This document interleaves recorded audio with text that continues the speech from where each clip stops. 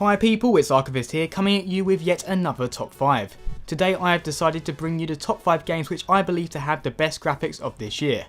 This was quite possibly the most difficult list so far, simply because there were so many choices. It was painful leaving certain candidates off the list, but the competition was so strong. Although having amazing graphics doesn't automatically make a game great, it certainly helps. Number 5.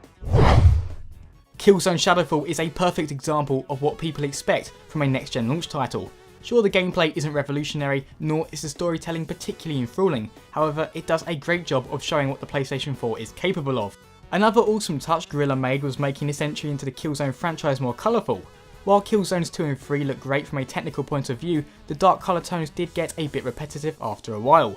Luckily Guerrilla decided that Shadowfall would change this.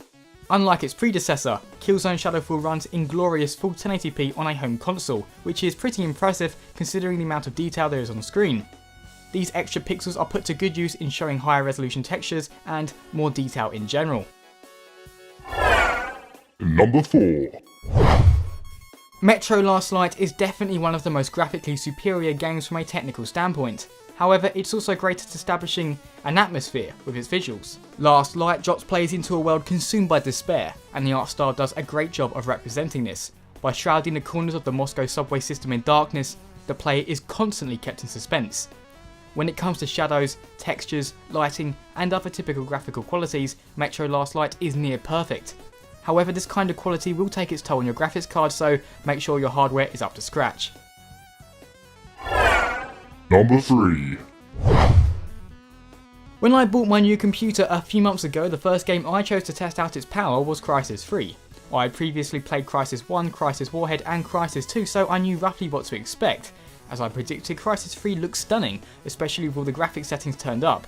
It's a game that gets pretty much everything right in terms of visuals. However, I believe its greatest strength to be its use of ambient occlusion. Number 2. Franchises like Battlefield are pretty much guaranteed sales, and so it was no surprise that DICE had the money to invest into its graphics. For me, the most impressive thing though isn't that it looks great, which it does, but instead how well optimised it is. On Ultra the game did tax my system a bit, however once I scaled things down to high, the game remained at a stable 60 frames per second through the entire experience. This is even more impressive when you take into account the size of the maps. Although, of all the graphical elements the game uses, the destruction physics are by far the most impressive.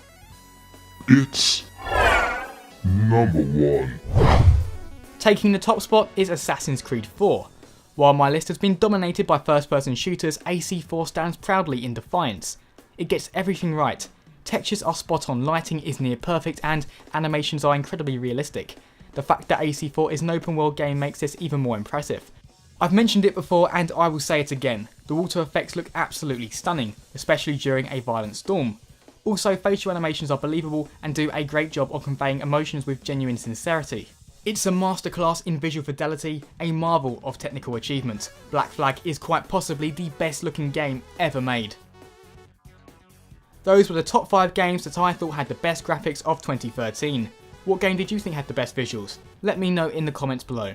As always people, thanks very much for watching and see you next time.